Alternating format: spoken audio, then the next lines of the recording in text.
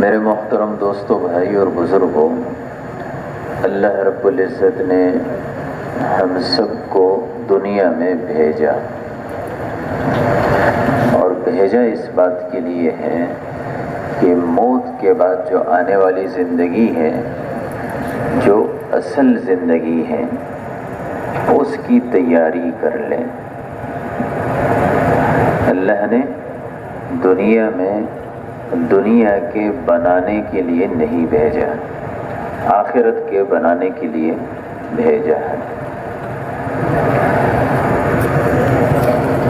یہ کفار حضور پاک علیہ الصلوۃ والسلام کے بارے میں کہا کرتے تھے کہ وَلَوْلَا نُزِّلَ هَذَا الْقُرْآنُ عَلَى رَجُلٍ مِّنَ الْقَرْيَتَيْنِ عَظِيمٍ، کہ بھائی یہ قرآن پاک، یہ جو دو بڑے بڑے شہر ہیں وہاں، یعنی مکہ اور طائف، ان کے بڑے بڑے سردار ہیں، تو ان سرداروں پر قرآن کیوں نازل نہیں ہوا اور اس شخص پر کیوں نازل ہوا؟ اللہ رب العزت نے فرمایا کہ اَهُمْ يَقْسِمُونَ رَحْمَتَ رَبِّكَ، یہ جو نبوت ہے یہ تو اللہ کی رحمت ہے۔ فرمایا کیا یہ لوگ اللہ کی رحمت کو تقسیم کرتے ہیں؟ یعنی نبوت تو الگ چیز ہے، یہ جو دنیا ہے اور دنیا کا مال و متاع ہے، جس کی وجہ سے یہ اس کو یعنی اپنے سرداروں کو اہل سمجھ رہے ہیں۔ فرمایا نحن قسمنا بینہم معیشتہم فی الحیات الدنیا، یہاں پر بھی ہم نے ہی تقسیم کی۔ وَرَفَعْنَا بَعْضَهُمْ فَوْقَ بَعْضٍ دَرَجَاتٍ لِيَتَّخِذَ بَعْضُهُمْ بَعْضًا سُخْرِيًّا، باقی ہم نے کسی کو کم دیا، کسی کو زیادہ دیا، اس لیے دیا تاکہ یہ ایک دوسرے سے کام لیتے رہیں۔ یعنی اب سب کے سب مالدار ہو جاتے تو کام کون کرتا ہے نا، اور سب کے سب غریب ہو جاتے تو بھئی مزدوری کون دیتا؟ اللہ نے کسی کو غریب بنایا، کسی کو امیر بنایا۔ باقی یہ جو چیزیں ہیں یعنی پیسوں کا ہونا، یہ اللہ کے ہاں کوئی دلیل نہیں ہے ایک آدمی کے تقرب کی۔ پھر اللہ رب العزت نے عجیب بات فرمایا کہ وَلَوْلَا أَن يَكُونَ النَّاسُ أُمَّةً وَاحِدَةً، اگر اس بات کا خوف نہ ہوتا کہ یہ سارے کے سارے لوگ ہی کافر ہو جائیں گے، یعنی جو مسلمان ہیں وہ بھی کافروں کے مال و متاع کو دیکھ کر یہ بھی اسلام چھوڑ دیں گے، تو فرمایا لَجَعَلْنَا لِمَن يَكْفُرُ بِالرَّحْمَنِ لِبُيُوتِهِمْ سُقُفًا مِّن فِضَّةٍ وَمَعَارِجَ عَلَيْهَا يَظْهَرُونَ، ہم جن لوگوں نے اللہ کا انکار کیا ہے ان کو ہم ایسے دیتے کہ ان کی چھتیں وہ سونے کی ہوتی، چاندی کی ہوتی، اور ان کے جو گھر ہیں ان کے گھر کے دروازے بھی سونے کے ہوتے، ان کی جو چارپائیاں ہیں وہ بھی سونے کی اور چاندی کی ہوتی۔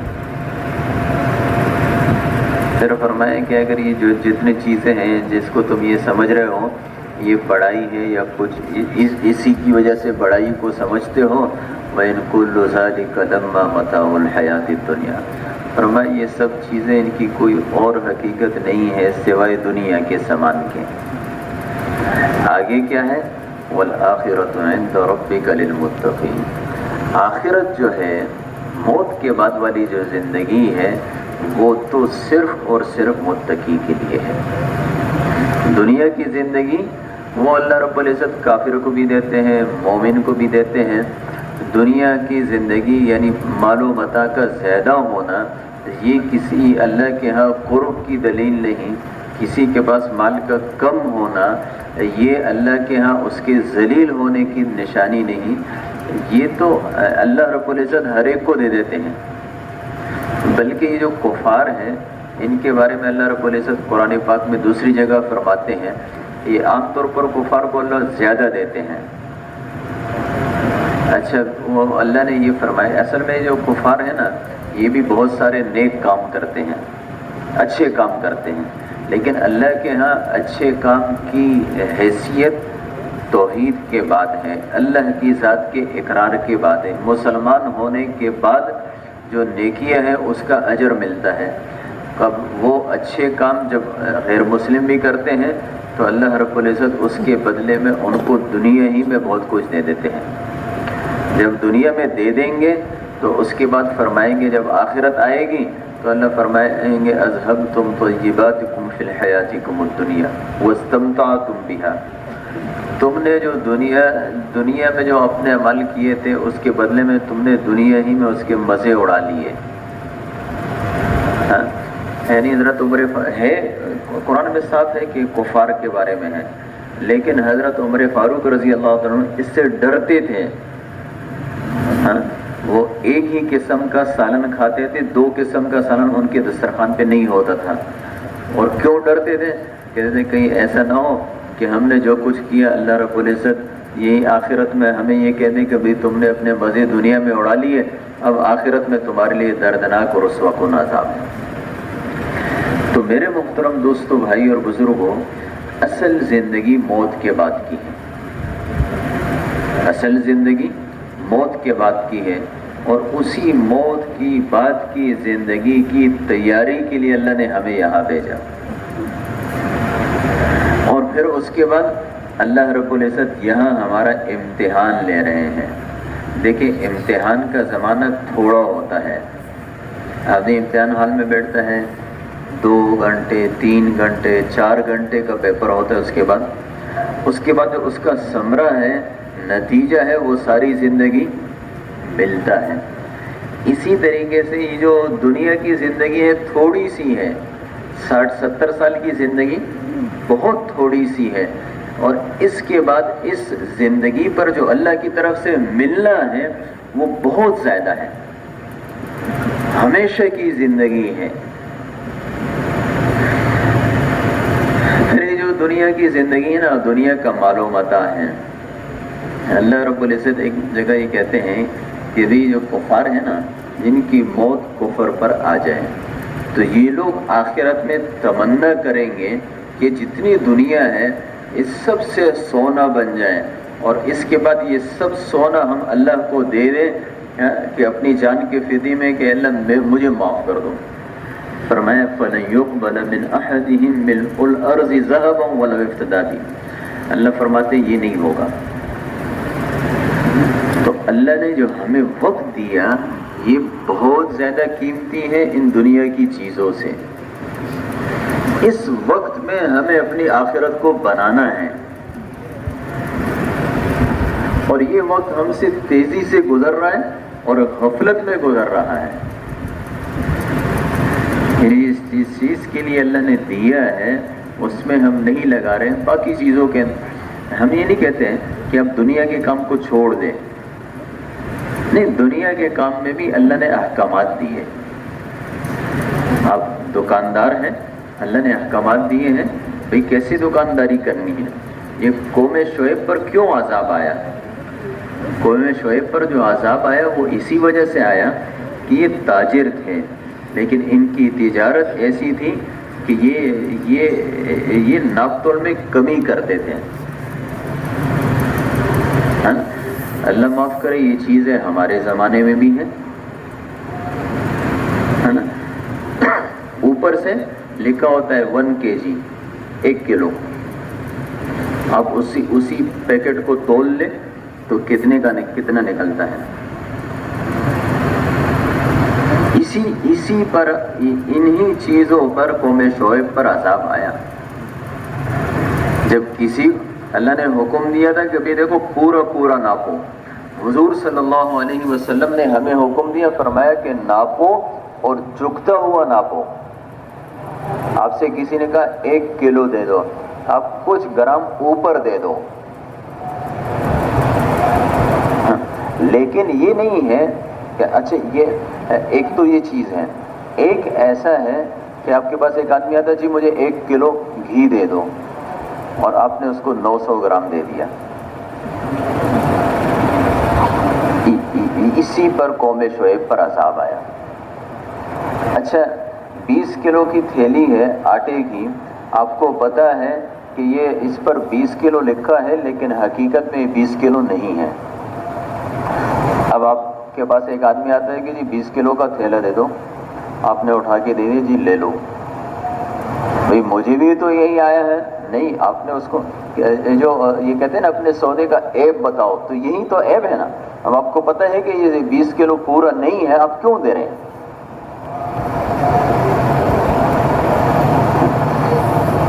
اس لیے میرے محترم دوستو، انہی چیزوں پر قیامت کے دن پکڑ ہوگی۔ اللہ نے احکامات دیے، یہ جو زندگی ہے نا اس کے اندر بھی اللہ کے احکامات ہیں۔ آپ نے کسی کے ساتھ وعدہ کیا، جی ٹھیک ہے میں کل آپ کو آپ کے پیسے لوٹا دوں گا، اب کل آیا نہ آپ ہے نہ آپ کے پیسے۔ لا ایمان لمن لا عہد لہ، حضور صلی اللہ علیہ وسلم فرماتے ہیں کہ جس کا وعدہ نہیں اس کا ایمان بھی نہیں۔ یہ چیزیں ایمان کی علامت ہے۔ آپ صلی اللہ علیہ وسلم نے فرمایا کہ منافق کون ہوتا ہے؟ اب کسی کے بارے میں اچھا، دوسری بات یہ ہے کہ ہمیں کسی کو جو بھی، اب مثال کے طور میرے ذہن میں جو حدیث آئی وہ منافق کی نشانیوں کی ہے۔ اب یہ نشانی آپ سنیں گے نا تو یہ سنتے ہوئے اپنے کو دیکھنا ہے کہ بھی میرے اندر تو یہ چیزیں نہیں ہیں، دوسرے کے اندر نہیں دیکھنا۔ شیطان ہمیں یہاں جو ہے نا حالت کر دیتا ہے کہ بھئی وہ فلاں ہے نا اس کے اندر بھی یہ نشانی ہے، فلاں ہے یہ ہے۔ نہیں میرے محترم دوستو، مولانا الیاس رحمۃ اللہ علیہ کے زمانے میں مفتی زین العابدین صاحب فرماتے تھے کہ یہ خاص بات تھی، فرمایا جو حدیث سنو اس کو اپنے اوپر فٹ کرو۔ تو آپ صلی اللہ علیہ وسلم نے کیا فرمایا؟ فرمایا منافق کی نشانی یہ ہے کہ اذا وعد اخلف، جب یہ وعدہ کرے نا تو وعدہ خلافی کرے۔ وعدہ کیا جی ٹھیک ہے آپ کی امانت کل آپ کو پہنچ جائے گی، کل نہیں، ٹھیک ہے جی میں یہ کام کر لوں گا۔ مسلمان تو وہ ہے جب وہ ایک مرتبہ وہ کیا حضور پاک علیہ الصلوۃ والسلام نے ایک آدمی نے اس سے کہا کہ آپ یہیں پر کھڑے رہیں، میں ابھی آتا ہوں۔ اب آپ صلی اللہ علیہ وسلم کھڑے ہوئے، وہ گیا اور جا کے بھول گیا۔ 3 دن حضور صلی اللہ علیہ وسلم وہیں پر کھڑے رہے، اس لیے کہ اس کے ساتھ وعدہ کیا تھا۔ یہ اسلام کی زندگی تھی۔ یہ جو ہم آج کل کر رہے ہیں نا یہ چیزیں نہیں تھی۔ تو منافق کی ایک علامت کیا ہے؟ فرمایا کہ اذا وعد اخلف، جب وعدہ کرے تو وعدہ خلافی کرے۔ مومن وعدہ خلافی نہیں کرتا۔ اذا حدث کذب، جب بات کرے تو جھوٹ بولے، بات کرے تو جھوٹ بولے۔ آپ صلی اللہ علیہ وسلم کے پاس ایک شخص آیا، اس نے کہا یقول المؤمن جبانا یا رسول اللہ، یا رسول اللہ مومن ہو اور بزدل ہو، ایسے ہو سکتا ہے؟ فرمایا ہاں ہو سکتا ہے۔ یقول المؤمن بخیلا یا رسول اللہ، یا رسول اللہ مومن ہو اور کنجوس ہو، یہ سے ہو سکتا ہے؟ فرمایا ہاں ہو سکتا ہے۔ یقول المؤمن کذابا یا رسول اللہ، یا رسول اللہ مومن وہ جھوٹا ہو سکتا ہے؟ فرمایا نا، ایسے نہیں ہو سکتا، مومن ہو اور جھوٹ ہو یہ دونوں اکٹھے نہیں ہو سکتے۔ آج تو ہمارے ہاں جھوٹ ایک ایسا عام ہو چکا ہے جس کو ہم جھوٹ سمجھتے ہی نہیں ہیں۔ یہ اسلام کی زندگی ہے۔ اچھا پھر اس کے بعد دوسری نشانی کیا فرمائی؟ ایک نشانی یہ فرمائی کہ جب بات کرے تو جھوٹ بولے، ایک نشانی وعدہ کرے تو وعدہ خلافی کرے، وَإِذَا اؤْتُمِنَ خَانَ، اور فرمایا جب اس کے ساتھ امانت رکھوائی جائے تو خیانت کرے۔ ہمیں باہر سے کوئی پیسے بھیج دیتا ہے، جی اتنے پیسے بھی آپ کے پاس، میں واپس آؤں گا آپ سے لے لوں گا۔ یہاں آتا ہے وہ انکار کر دیتا ہے، میں کہاں بھیجے آپ نے؟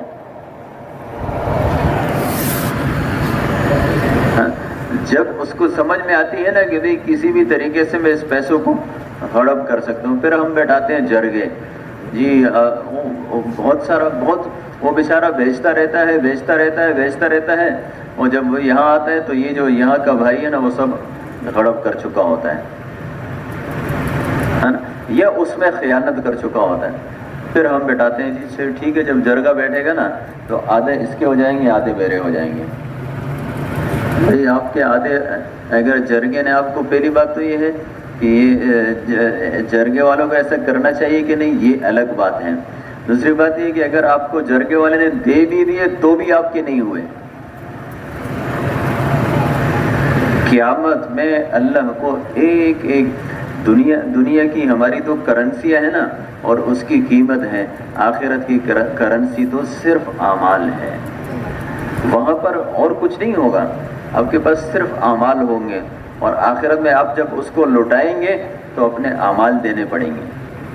آپ نے دنیا میں جتنے اعمال کیے ہوں گے، ایک ایک عمل پر پتنی کتنے جو ہے وہ کر کے آپ صلی اللہ علیہ وسلم نے کیا فرمایا مفلس کون ہے؟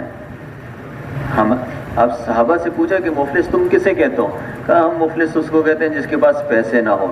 فرمایا نہیں، میری امت کا تو مفلس وہ شخص ہے جس کے پاس قیامت میں پہاڑوں کے برابر اعمال ہوں گے۔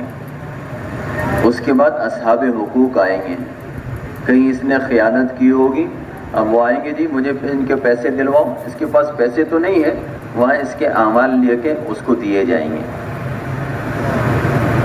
دوسرا آئے گا جی اس نے میری زمین دبائی تھی، اب زمین تو آخرت میں نہیں ہے، اب کیا ہوگا؟ اس کے بدلے میں اس کے اعمال اس کو دو۔ جی تم نے، جی اس نے فلاں جگہ مجھے دھوکہ دیا تھا، اس کے اعمال اس کو دے دو۔ یہ کرتے اصحاب حقوق ہوں گے، اور یہاں سے اس کے اعمال دیے جائیں گے دیے جائیں گے دیے جائیں گے۔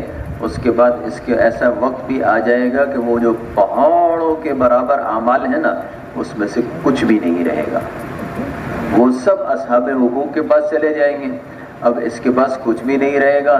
اصحاب حقوق جو ہے، لوگوں کے جو حق اس نے دبائے ہوئے تو وہ موجود ہیں۔ اب کیا ہوگا؟ اب ایسا ہوگا کہ ان کی برائیاں اس کے اوپر ڈالی جائے گی، جی اس کی برائی اٹھا کے اس کو تو اس کو، اس طریقے سے کرتے کرتے کچھ عرصے پہلے اس کے پاس اعمال تھے، کچھ عرصے کے بعد اس کے پاس برائیوں کے پہاڑ بن جائیں گے۔ اس لیے اللہ نے کیا فرمایا من جاء بالحسنہ، فرمایا جو ہم تک ایک نیکی لے کر پہنچا۔ یہ جو نیکی ہے نا ہم دنیا میں کرتے ہیں، نیکی بھی کرنا ضروری ہے، اور نیکی کی حفاظت بھی ضروری ہے، اللہ تک پہنچانا بھی ضروری ہے۔ اس سے پہلے اصحاب حقوق نہ لے جائیں۔ اس لیے کیا ہے، ایک ہم تجارت کرتے ہیں تو ان تجارتوں کے اندر ہمیں جو ہے نا کیا کرنا ہے، اللہ کے احکام کو زندہ کرنا ہے۔ اچھا ایک اور نشانی بیان کی اور منافق کی، فرمایا اذا خاصم فجر، جب یہ جب جو جھگڑا کرتا ہے تو گالیاں دیتا ہے۔ عام طور پر بھئی کوئی آدمی محبت میں تو کسی کو گالیاں نہیں دیتا نا، گالیاں تو ہمیشہ ہوتی ہی جھگڑے میں ہیں۔ اس لیے جھگڑتے ہوئے بھی اور کسی پر غصہ کرتے ہوئے بھی زبان سے گالی نہیں نکالنی۔ میں نے اپنے استاذ کو دیکھا تھا کہ جب وہ غصہ ہو جاتے تھے کسی طالب علم پر تو اس وقت بیوقوف کا لفظ بھی نہیں کہتے تھے، او بیوقوف بھی نہیں کہتے تھے، او عقل مند کہتے تھے۔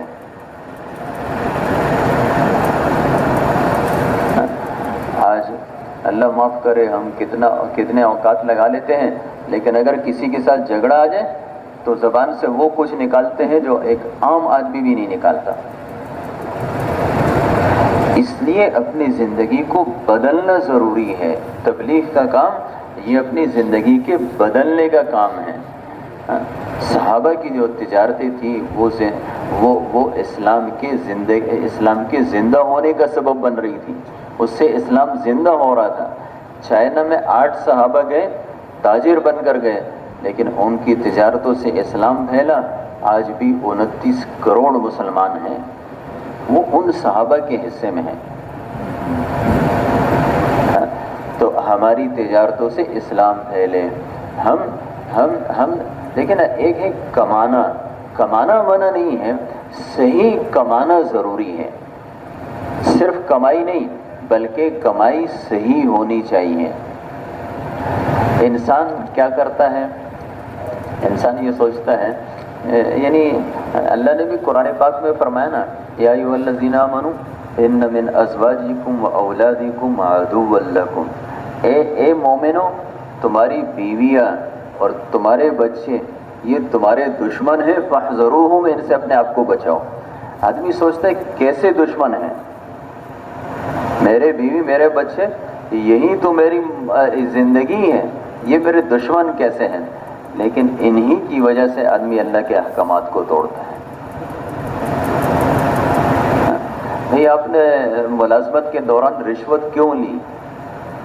میرے بچوں کا مستقبل بن جائے۔ حرام کیوں کمایا؟ میرے بچوں کا مستقبل بن جائے۔ اور پتہ نہیں کیا کچھ ہم کرتے رہتے ہیں، یعنی ہمارے ذہن، ہم یہ اللہ معاف کرے، عملی طور پر ہم یہ سمجھتے ہیں کہ یہ جو میرے بیوی اور بچے ہیں نا، ان کا رب میں ہوں، اور اگر میں مر گیا تو پھر ان کا پتہ نہیں کیا ہوگا۔ بھئی جس رب نے تمہیں دیا وہی رب ان کو بھی دے گا نا۔ جو اللہ تمہارا ہے اور تمہارا رازق ہے، وہ تمہارے بیوی اور بچوں کا بھی رازق ہے۔ لیکن ہم یہیں پر ٹوکرے کھاتے ہیں۔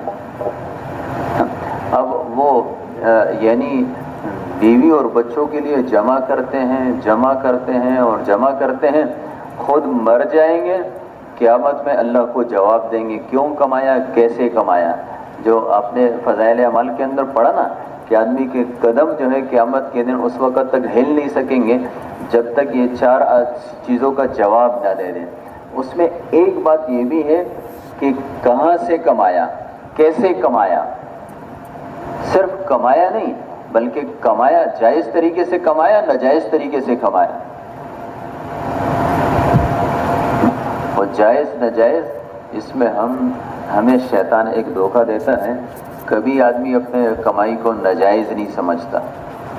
جو ناجائز کماتے ہیں وہ بھی اپنی کمائی کو جائز ہی سمجھتے ہیں۔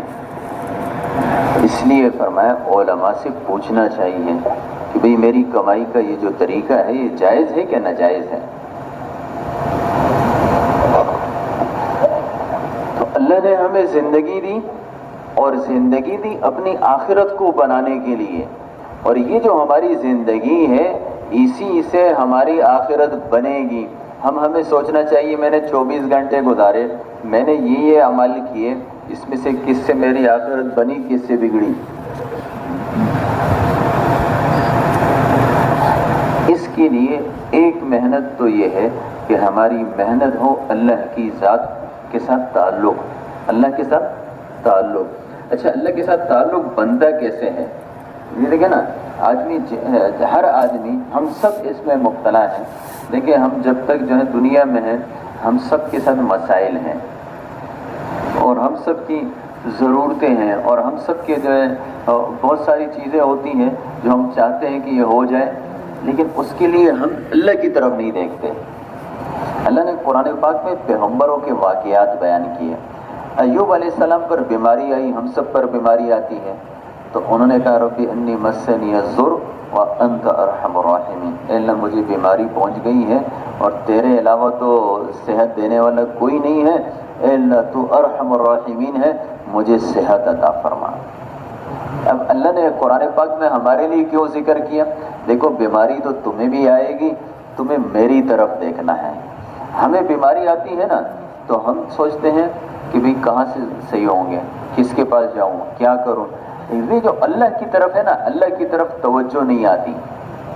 اللہ کہتے میری طرف یعنی آپ نے علاج کرانا منع نہیں ہے، ڈاکٹر کے پاس جانا منع نہیں ہے، لیکن پہلے نمبر پر اپنے رب کی طرف متوجہ ہونا، اس اللہ سے مانگنا۔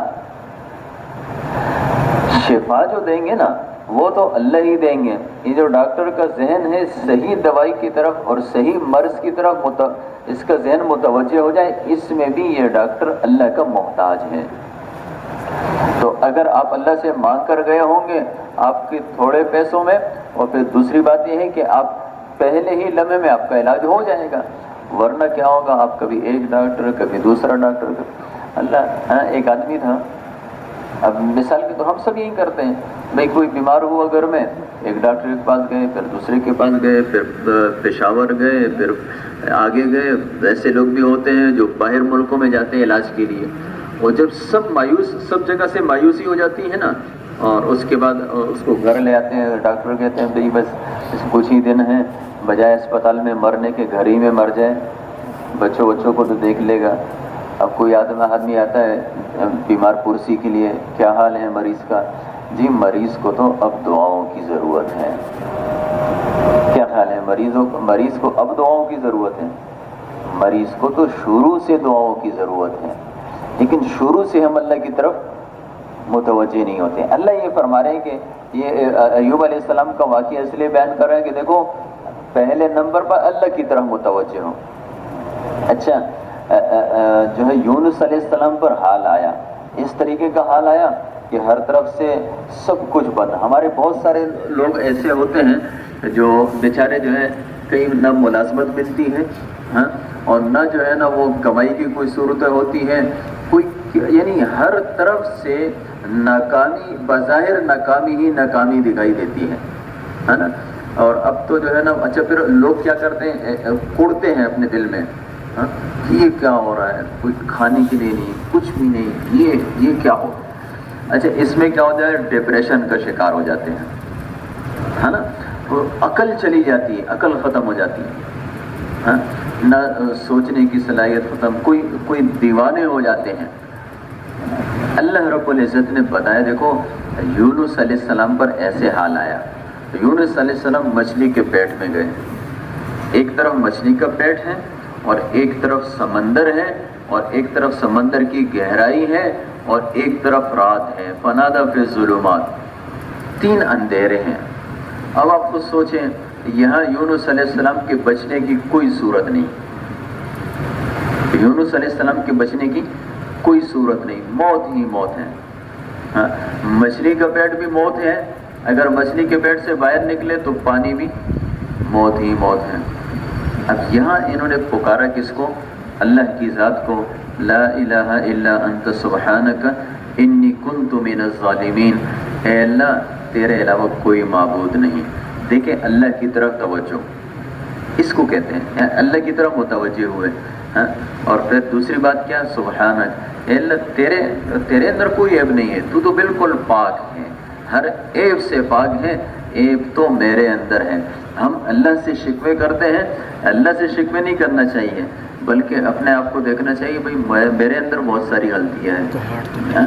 اور جب آپ اللہ کی طرف متوجہ ہوں گے نا اور اللہ کو پکاریں گے، اپنی کمی کو بیان کریں گے، انی کنت من الظالمین، اے اللہ ظالموں میں تو میں ہی ہوں، تو پاک ہے میں ظالم ہوں اپنی، اے اللہ مثال کے طور ہم پر جو ہے نا کیا حال آیا، اب کہیں ملازمت نہیں مل رہی ہے، کچھ نہیں مل رہا ہے، اور ہر طرف پریشانی، جہاں جاؤ جو ہے خسارہ ہی خسارہ۔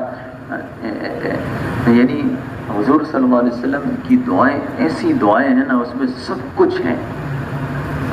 انسان پر 2 حالات ہیں، ایک بعض لوگ ایسے ہوتے ہیں کہ جو احساس کمتری کے اندر مبتلا ہو جاتے ہیں، احساس کمتری کے اپنے آپ کو کچھ بھی نہیں سمجھتے ہیں۔ اچھا کچھ بھی نہیں سمجھتے، کسی کے ساتھ بات نہیں کر سکتے ہیں، کسی کے ساتھ سودا نہیں کر سکتے ہیں، کہیں جاتے ہیں ڈرتے جاتے ہیں، پتہ نہیں کیا ہو جائے گا۔ کچھ لوگ ایسے ہوتے ہیں جو احساس برتری کا شکار ہو جاتے ہیں، احساس برتری کا مطلب تکبر میں آ جاتے ہیں اور اپنے آپ کو بہت کچھ سمجھنے لگتے ہیں ہے نا، اور اس میں پتہ نہیں اس سے اور کون جو جب تکبر آیا تو وہ تو پتہ نہیں وہ کتنی غلطی اپنے ساتھ لے آتا ہے، تو یہ بیچارے دوسرے یہ بھی ایک مسئلہ۔ تو ان دونوں کا علاج حضور پاک علیہ الصلوۃ والسلام نے 2 جملوں میں فرمایا اللہم اجعلنی فی عینی صغیرہ، اے اللہ مجھے اپنی آنکھوں میں چھوٹا کر دے۔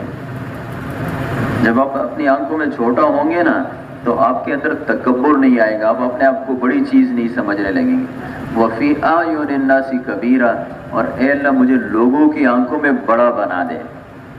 جب لوگوں کی آنکھوں میں آپ بڑا بنیں گے نا تو اس کا نتیجہ کیا ہوگا کہ آپ کے اندر احساس کمتری نہیں آئے گی، آپ جو ہے نا کیا ہے، یعنی آپ صلی اللہ علیہ وسلم کی ایک چیز، ایک دعائیں ایسی ہے نا کہ کوئی حد نہیں۔ تو میں یہ عرض کر رہا تھا کہ جب یونس علیہ السلام نے اللہ سے مانگا نا، اب ایسی حالت کہ ہر طرف سے پریشانیاں گھیری ہوئی ہیں، اللہ سے مانگا، اللہ نے فرمایا فاستجبنا له ونجیناه من الغم، ہم نے ان کی دعا قبول کی اور ان کو اس غم سے نجات دی۔ اب اللہ نے ہمیں قرآن پاک میں کیوں بیان کیا؟ اس لیے بیان کیا کہ دیکھو یہ حالات تمہارے اوپر بھی آ سکتے ہیں، زندگی تم نے بھی گزارنی ہے۔ یہ جیسے یونس علیہ السلام نے مجھ سے مانگا نا، تم بھی مجھ سے مانگو۔ آگے کیا فرمایا؟ فرمایا وَكَذَلِكَ نُنْجِي الْمُؤْمِنِينَ، اس طریقے سے ہم مومنین کو نجات دیتے رہیں گے۔ یعنی ایک یونس علیہ السلام کو نہیں دی، تمہیں بھی دیں گے، لیکن تم بھی میری طرف متوجہ ہو۔ ہمیں اپنے حالات جو ہے نا لوگوں کے سامنے ظاہر نہیں کرنا ہے، ہاں جی میرا تو یہ برا حال ہے اور یہ ہے وہ ہے، بلکہ اللہ کے سامنے کریں، اے اللہ میرا ایسا حال ہو گیا، اے اللہ تو اچھی طریقے سے جانتا ہے، یہ ہے وہ۔ اللہ سے آپ لگائیں، جتنا آپ اللہ سے دل لگائیں گے نا، اللہ کے ساتھ آپ کا قرب بڑھتا چلا جائے گا، اللہ کے ہاں آپ کی قیمت اونچی ہوتی چلی جائے گی، اللہ کے ہاں آپ ترقی کرتے چلے جائیں گے۔ اچھا وہ جو ہے زکریا علیہ السلام، ان پر ایک ایسا حال آیا کہ وہ ان کے اولاد نہیں ہو رہی تھی، بوڑھے ہو گئے ہر طرف سے، خود بھی ایسے ہی حال، اس طریقے سے بیوی بھی جو ہے نا وہ بیچاری بانجھ۔ انہوں نے اللہ سے مانگا ربی لا تذرنی فردا وانت خیر الوارثین، اللہ نے ان کو بچہ دیا۔ اب اللہ نے ہمارے لیے کیوں ذکر کیا؟ ہماری اولاد نہیں ہوتی ہے نا، ہم لوگوں کے پاس جاتے ہیں، اللہ نے ہمیں کیوں بتایا؟ بھائی دیکھو اب بچے کون دے گا؟ اللہ دے گا، اس لیے اللہ سے مانگو۔ اگر آپ کوئی آدمی ہے نا، جی میری تو اولاد نہیں ہے، جی کچھ تعویذ مویز لکھ کر دے دو، آپ نے اس کو تعویذ لکھ کر دے دی، وہ خوش ہو کے جائے گا۔ اگر آپ نے اس کو کہا کہ بھئی ایسے کرو، 2 رکعت نماز پڑھو اور پھر اللہ کی تعریف کرو، حضور صلی اللہ علیہ وسلم پر درود پڑھو، اللہ سے مانگو، اللہ اولاد دیں گے۔ صحیح بات ہے، ہم لوگ کہتے ہیں اس نے مجھے ٹرخا دیا، نہیں، ٹرخایا نہیں، حقیقت میں یہی علاج ہے، اور حقیقت میں یہ سب کچھ کا علاج ہے۔ یہ 2 رکعت نماز ہے نا، اس کو توجہ اور دھیان سے پڑھنا اور پھر اللہ سے دل لگانا، اسی سے ہمارے ایک نہیں، ہمارے سارے مسائل حل ہوں گے۔ ہمارے سارے مسائل کا حل ہمارے رب کے پاس ہے۔ اس کے لیے میرے محترم دوستو، بھائی اور بزرگوں، اللہ رب العزت نے ہم سب پر بہت بڑا احسان فرمایا۔ ہمیں جو ہے نماز ہے نا، نماز الصلاۃ معراج المومن، نماز جو ہے مومن کی معراج ہے۔ کیا مطلب؟ کہ جیسے جو ہے آپ صلی اللہ علیہ وسلم کی ملاقات ہوئی اللہ سے، تو اس طریقے سے یہ مومن ہے نا، اس کی ملاقات اللہ سے ہو جائے، اس کے لیے نماز ہے۔ المصلی یناجی ربہ، فرمایا نمازی اللہ سے سرگوشیاں کرتا ہے، اللہ سے چھپ چھپ کے باتیں کرتا ہے۔ اللہ کے ساتھ ہماری ملاقات وہ نماز کے ذریعے سے ہوگی۔ اس نماز پر ہمیں محنت کرنی ہے، اس نماز کو صحیح کرنا ہے۔ نماز کی ایک محنت، ہمیں نماز کا اہتمام کرنا ہے، نماز ہم سے چھوٹ نہ جائے، ہمارے محلے میں کسی سے چھوٹے نہ۔ اللہ نے قرآن پاک میں فرمایا جو جہنمی ہے نا، یہ ان سے پوچھا جائے گا کہ ما سلککم فی سقر، تم جہنم میں کیسے پہنچے؟ تو ان کا پہلا جواب یہ ہوگا کہ لم نکن من المصلی، ہم نماز نہیں پڑھتے تھے۔ اس لیے ہمیں اپنے، اب یہ نہیں ہے کہ بھی ہم محلے میں کوئی نماز نہیں پڑھتا اس کو کہے ہو تم جہنمی ہو، نہیں، یہ نہیں ہے، بلکہ اس کو کیا، بھئی اس کا تو کتنا بڑا نقصان ہو رہا ہے، یہ کیسے نماز والا بن جائے، اس کے لیے میں کیا کروں؟ اس کے ساتھ تعلق بٹھانا، اس کو یقین دلانا کہ بھئی میں آپ کا خیر خواہ ہوں، اور اس کے بعد اس کو نماز کی دعوت دینا۔ تو ایک محنت کیا ہے، بھئی ہمارے محلوں میں 100% لوگ نماز پڑھنے والے بن جائے، ہر شخص اللہ کے سامنے جھکنے والا ہو۔ پھر دوسری محنت یہ ہے کہ ہماری جو نمازیں ہیں نا، یہ بھی صحیح ہو جائے، اس میں اللہ کی توجہ ہو، دھیان ہو، اور اس پر تو ہمیں مسلسل محنت کرنی پڑے گی۔ شیطان ہمیں چھوڑے گا نہیں، وہ اتنا زور لگائے گا نا، اس لیے کہ یہاں سے سب کچھ ملتا ہے، تو یہ کہتا ہے کہ بھئی کہیں اس کی توجہ اللہ کے ساتھ جڑ نہ جائے، اور ہمیں اپنا محنت کرنی پڑے گی نماز کی۔ اس کے علاوہ میرے محترم دوستو نہیں اور بھی بہت ساری باتیں ہیں، لیکن مسئلہ یہ ہے کہ آگے جو ہے نا ہمارا اجتماع آ رہا ہے، تو بھئی اجتماع یعنی ایک بہت بہترین عنوان ہے، پتہ ہے یعنی یہ بات تو ہم سب کے ذہنوں میں آ جائے کہ کسی آدمی کی زندگی میں دین آ جائے، اس کے لیے ضروری ہے کہ اس کو اللہ کے راستے میں ہم نکالیں۔ اللہ کے راستے میں نکلنے سے انسان کی زندگی میں دین آیا کرتا ہے۔ تو اگر ایک آدمی اللہ کے راستے میں نکلے گا تو اس کی زندگی میں دین آئے گا۔ اچھا یہ ہمارے لیے کیا فائدہ ہوگا اس کا؟ مولانا احسان صاحب فرماتے ہیں کہ ایک آدمی ایک نوجوان ہے، 20 سالہ نوجوان ہے، نماز نہیں پڑھتا، آپ نے اس کو 10 منٹ بیٹھے اس کو دعوت دی اور وہ نماز پڑھنے والا بن گیا۔ اس کے بعد اگر اس کی عمر 70 سال ہے نا تو اس کی 70 سالہ نماز کا اجر آپ کو 10 منٹ کی دعوت سے ملے گا۔ اب اگر ہم ایک آدمی کو اللہ کے راستے میں نکالیں گے تو فرمایا الناس معادن کمعادن الذهب والفضة، حضور صلی اللہ علیہ وسلم فرماتے ہیں کہ لوگ بھی کانیں ہیں جیسے سونا چاندی کی کان ہوتی ہیں۔ ایک آدمی کوئلے کے لیے کسی پہاڑ کے اندر وہ کھودتا ہے اور اس کے بعد کھودتے کھودتے جب کوئلہ نکل آتا ہے تو اس کے مزے ہو جاتے ہیں۔ حالانکہ کوئلہ جو ہے نا وہ یعنی اتنی مہنگی چیز نہیں ہے، سونا اور چاندی بہت مہنگی ہے۔ حضور صلی اللہ علیہ وسلم نے کوئلے کے ساتھ تشبیہ نہیں دی، حضور پاک علیہ السلام نے سونے اور چاندی کے ساتھ تشبیہ دی۔ ایک آدمی پر آپ نے محنت کی اور اس کی آپ کی محنت سے وہ اللہ کے راستے میں نکلا اور اس کے بعد اس نے 4 مہینے لگائے، آگے جو ہے وہ یعنی جتنے بیرون کے سفر کرے گا اندرون کے کرے گا، آگے اس کی محنت سے جتنے لوگ اللہ کے راستے میں لگیں گے اور پھر ان لوگوں کی محنت سے جتنے لوگ آگے لگتے رہیں گے، اس سب کا اجر اس شخص کو ملے گا جس نے اس پر محنت کی ہوگی۔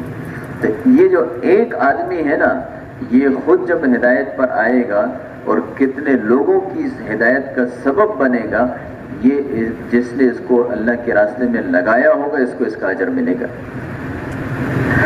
اس لیے حضور صلی اللہ علیہ وسلم نے فرمایا الناس معادن کمعادن الذهب والفضة، فرمایا کہ لوگ سونے کی چاندی کی کان کی طرح ہیں۔ اب ہمارا اجتماع آ رہا ہے اور اجتماع میں کیا ہے بھئی، اب ہم اپنے علاقوں میں ایک تو یہ ہے کہ ہم 2.5 گھنٹے جو ہے نا وہ اہتمام سے دیں، بلکہ ہونا یہ چاہیے کہ اب تو 2.5 گھنٹے کیا ہے بلکہ اس سے زیادہ وقت دیں۔ اچھا دوسری بات یہ ہے کہ بھئی یہ جو ترتیب ہے کہ مثال کے طور جو ہے اب اجتماع سے 40 دن پہلے وہ اجتماع کے لیے نکل جانا اور چلے کے لیے نکل جانا اور پھر اجتماع پر چلے کا پورا ہو جانا۔ بعض لوگ ایسا کرتے ہیں کہ اجتماع سے 10 دن پہلے نکل جاتے ہیں، راستے کی تشکیل پوری کرتے ہیں، اس کے بعد اجتماع سے بڑی تشکیل کرا دیتے ہیں۔ ان دونوں صورتوں کے اندر ایک نقصان تو یہ ہوتا ہے کہ جو ان کا علاقہ ہے جس میں اس کو محنت کرنی تھی وہ علاقہ خالی رہ جاتا ہے، وہاں محنت کرنے والا کوئی نہیں رہتا۔ تو آپ خود سوچیں، حضور صلی اللہ علیہ وسلم نے فرمایا فواللہ لَأَن يَهْدِيَ اللَّهُ بِكَ رَجُلًا خَيْرٌ لَكَ مِنْ حُمُرِ النِّعَامِ، فرمایا اللہ کی قسم، حضور صلی اللہ علیہ وسلم اللہ کی قسم کھاتے ہیں، اللہ کی قسم تمہارے ذریعے سے ایک آدمی کا ہدایت پر آ جانا تمہارے لیے سرخ اونٹوں سے زیادہ بہتر ہے۔ اب سرخ اونٹ عرب کا سب سے قیمتی مال تھا، وہ جو سب سے قیمتی مال ہے اس سے بھی زیادہ قیمتی تمہارے ذریعے سے ایک انسان کی ہدایت کر آنا ہے۔ آپ صلی اللہ علیہ وسلم کی دعا ہے اللہم اہدنا واہد بنا، اے اللہ مجھے ہدایت دے، میرے ذریعے سے اوروں کو دے، وجعلنا سببا لمن اہتدی، اور اے اللہ جن کی ہدایت کا تو نے ارادہ فرما لیا ہے مجھے اس کے لیے سبب کے طور پر قبول فرما۔ اب اگر یہ جو ترتیب ہوگی نا، اس ترتیب پر ہم اپنے علاقے کو خالی چھوڑ دیں گے محنت کے لیے، علاقے میں محنت نہیں ہوگی. یہی وقت تھا کہ جس میں ہم محنت کرتے، ساتھیوں کو تیار کرتے، اس میں ہم خود نکل گئے تو کون محنت کرے گا؟ تو ایک تو یہ ہے کہ بھی اس ترتیب کو ختم کرنا. اس کا دوسرا نقصان یہ ہے، اچھا ایک ابھی جو ہے نا رائے گنج کے اندر جو مشورہ ہوا اس میں یہ بات آئی کہ بھئی جو ہے نا وہ یعنی 10 سال جو ہے نا وہ گزر گئے اور تبلیغ کے خروج اسی حال پر ہیں. ہمارے ابھی جو ہے نا 1 سال کے اندر ہمارا تو کچھ خروج بڑا ہے، لیکن عمومی طور پر ایک ہی حال ہے. اس کی وجہ کیا ہے؟ اس کی ایک بہت بڑی وجہ ہمارے پرانے ساتھیوں کا آپس میں وقت لگانا ہے.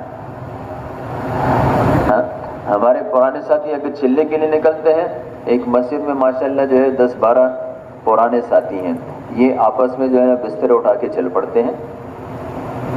جب سے روزہ آتا ہے تو اس وقت بھی آپس میں، بھائی آپس میں جائیں گے تو ہمارے نئے ساتھی پر کون محنت کرے گا؟ تبلیغ کا سب سے بڑا اصول وصول ہے.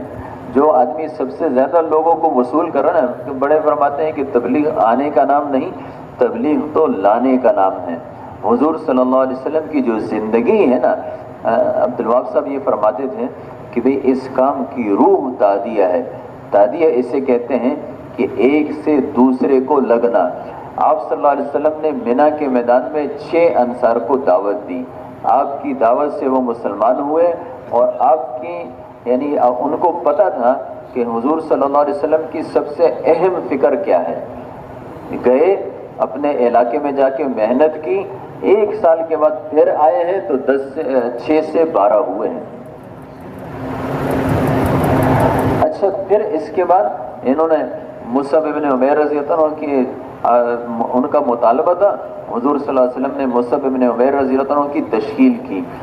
سیرت النبی ایک کتاب ہے سیرت کی، اس کے اندر لکھا ہے کہ جب مصعب ابن عمیر رضی اللہ عنہ مدینہ گئے ہیں تو مدینے کے ہر گھر پر روزانہ یہ گشت کرتے تھے.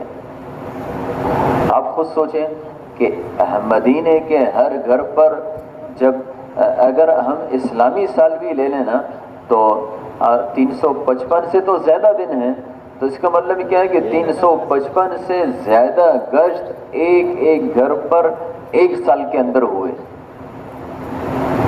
تو اس کا نتیجہ کیا نکلا؟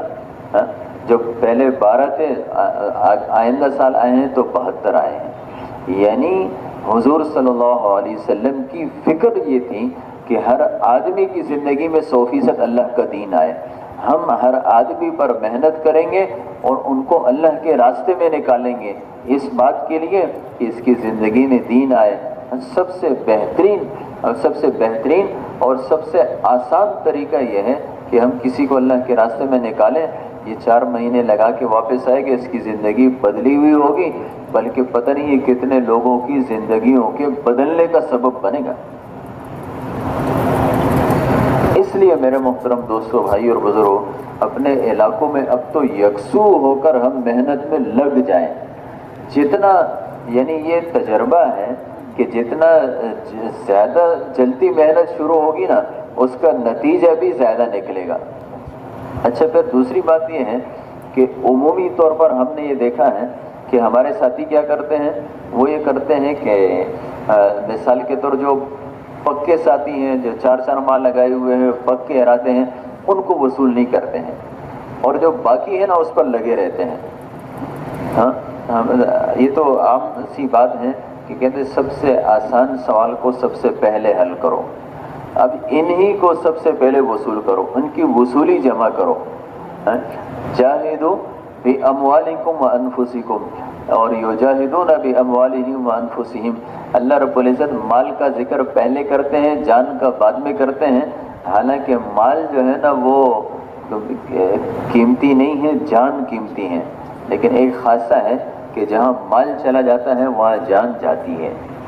تو اگر ہم وصولی کریں گے نا اپنے ساتھیوں کی تو ایک تو یہ ہے کہ ہمارے یہ ساتھی پکے ہو جائیں گے، اور دوسری بات یہ ہے کہ ہمارے یہی ساتھی دوسروں کو دعوت دینے والے بن جائیں گے. اور اس کے ساتھ ساتھ میرے محترم دوستو، یہ تو بعد میں یہ عرض کریں گے، عام طور پر ہم یہ جو ہے نا کیا کرتے ہیں کہ آخر میں ہم سے ساتھی چھوٹ جاتے ہیں. ابھی سے ہم محنت کریں، اور یہ ایک ایک ساتھی اس میں کتنی خیر ہے اور اس کے ذریعے سے کتنی خیر آئے گی، یہ تو ہمیں قیامت کے دن پتہ چلے گا۔ اس لیے ہم بھرپور محنت کریں ساتھیوں۔ اب اس کے لیے کبھی کیا ہو بھئی ہم اپنا اکرام کریں، اپنے ساتھیوں کو دسترخوان بچھائیں، ان کو کھلائیں پھیلائیں، کس لیے کہ بھئی اللہ کے راستے میں نکلنے والے بنے گا۔ آج ہمارے ان کے کھلانے پہلانے پر تھوڑے بہت پیسے تو لگ جائیں گے، لیکن انہی پیسوں سے کے بعد جو اس کے جو پھل نکلیں گے پتہ نہیں، یہ ہمارے تو تھوڑے سے لگے ہوں گے، یہ 4 مہینے لگائے گا، پتہ نہیں کتنے پیسے لگائے گا۔ ان پیسوں کا بھی ہمیں اجر ملے گا کہ ہم نے جو ہے کہ اس کو تیار کیا۔ اس لیے بھائی بھرپور محنت کی جائے۔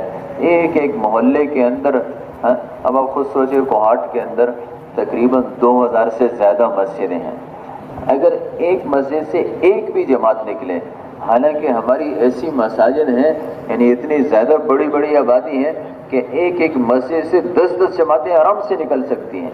ایک ایک مسجد کے اندر 4 ماہ والے جو ہے وہ 100 کے قریب ہیں، تو آپ خود سوچیں کہ صرف 4 ماہ والے نکلے تو 10 جماعتیں بن جائے گی۔ تو ایسی بہت ساری مساجد ہیں جس سے پتہ نہیں کتنی جماعتیں بن سکتی ہیں، لیکن اس کے لیے یہ ہے کہ ہمیں محنت کو بڑھانا پڑے گا، اور یہ ہے کہ یعنی اچھا جس کے پاس ہم محنت کے لیے جائیں اور جس کے قریب ہوں اس کو ضرور پہلے دعوت دیں، دعوت سے پہلے مطالبہ نہ ہو۔ عموماً ہم کیا کرتے ہیں کہ بھئی جاتے ہیں کسی کو کہتے ہیں جی آپ کا تو سالانہ چلنا رہتا ہے، جی آپ نے تو 4 مہینے کا ارادہ کیا ہے، یہ سب مطالبے ہیں، اور مطالبہ ہمیشہ جو ہے دعوت کے بعد ہے۔ ترغیب ہو، ترغیب کے بعد ہم تیار کریں، اللہ رب العزت انسان کے دلوں کو پھیرنے